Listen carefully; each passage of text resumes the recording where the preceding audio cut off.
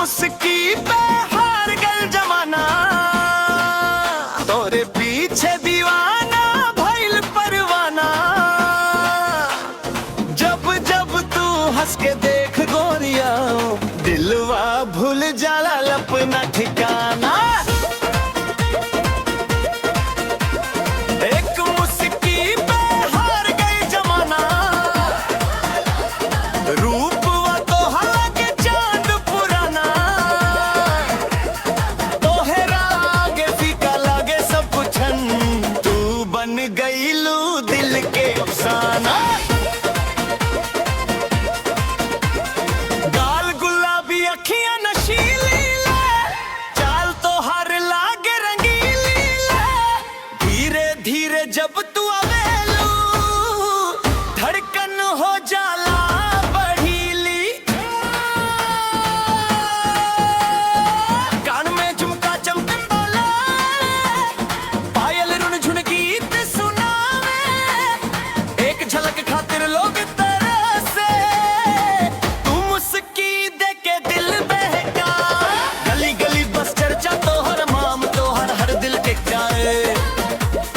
जहिया तू नजरिया मिला देलू, हो जाला सबके इंतजार। एक मुस्की पे हार गया जमाना, तोरे पीछे दीवाना भइल परवाना।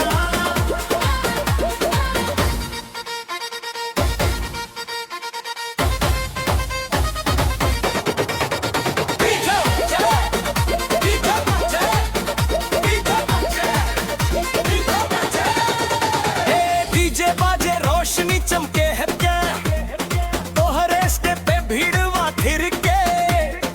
एक ठुमका पे ताली गूंजे, पूरा मैदान खुशी से झूमे। मोबाइल में रील बनावे लालो तुम, तोरे गाना पर नाचे सब लोग। आई हुक बज जाला, माहौल बजाला सुपर गिरा का। लाल चुनरिया हवा में उड़ेला, रूपवा तो हर दिल छू लेला। एक मुस्की से दिन बन जाला, और बिना कुछ ना सुहाला।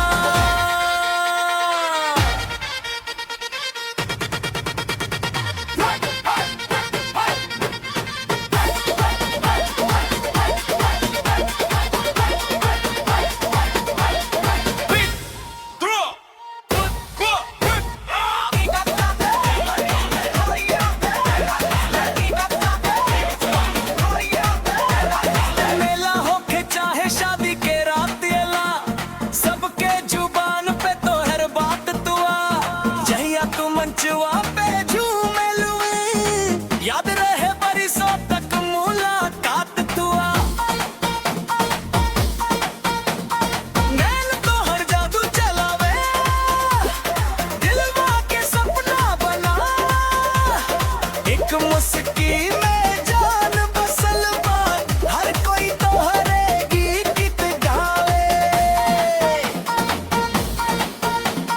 तोहरे चलते डीजे गरम बात, तोहरे चलते माहौल नरम बात। जहिया तू दिल खोल के हंसेलू, पूरा कार्यक्रम सुपरात। एक मुस्की पे हार गया जमाना, तोरे पीछे दीवाना भइल परवाना। जब जब तू हंस के देख गोरिया, दिलवा भूल जाला अपना ठिकाना ना। एक मुस्की पे हार गई जमाना, रूपवा तो हालांकि चांद पुराना। तोहरा आगे फीका लागे सब कुछन, तू बन गई